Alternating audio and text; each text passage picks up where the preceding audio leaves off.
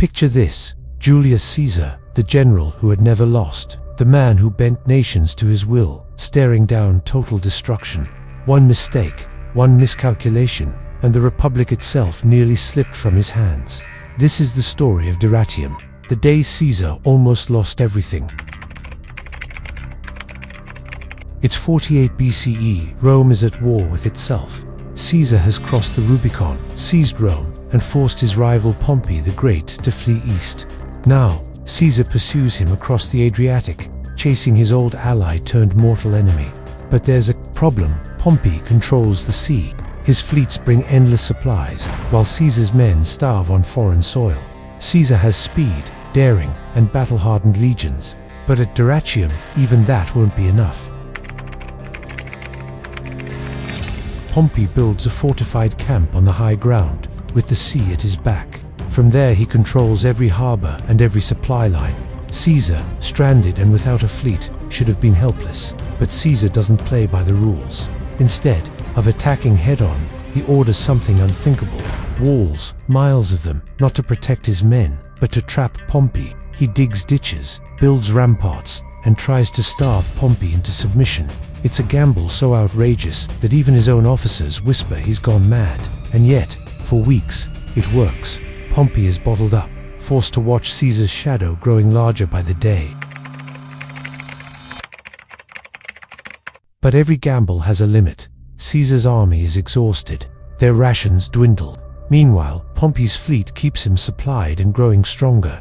Then one morning, Pompey strikes. He hurls his legions at a weak spot in Caesar's massive fortifications. The walls crack, the lines bend. Suddenly, the cage built for Pompey is closing on Caesar instead.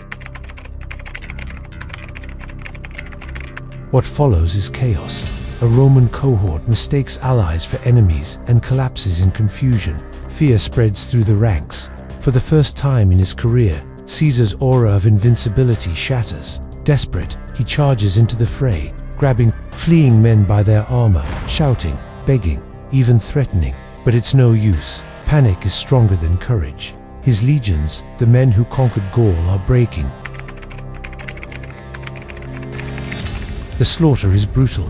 Thousands lie dead, and Caesar's prestige lies bleeding on the field.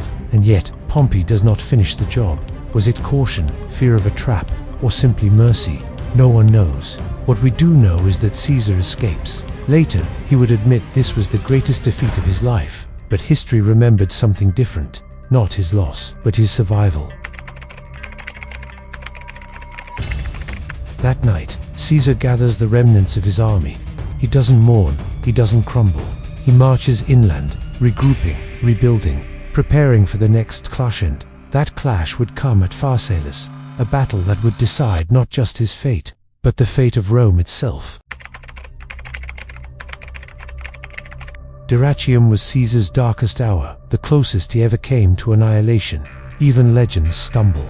Even the greatest commanders bleed. But what set Caesar apart wasn't that he never lost. It was that, even in defeat, he refused to falter. Here's the question: when everything collapses, when the world believes you're finished, do you break or do you rise again like Caesar and turn disaster into destiny?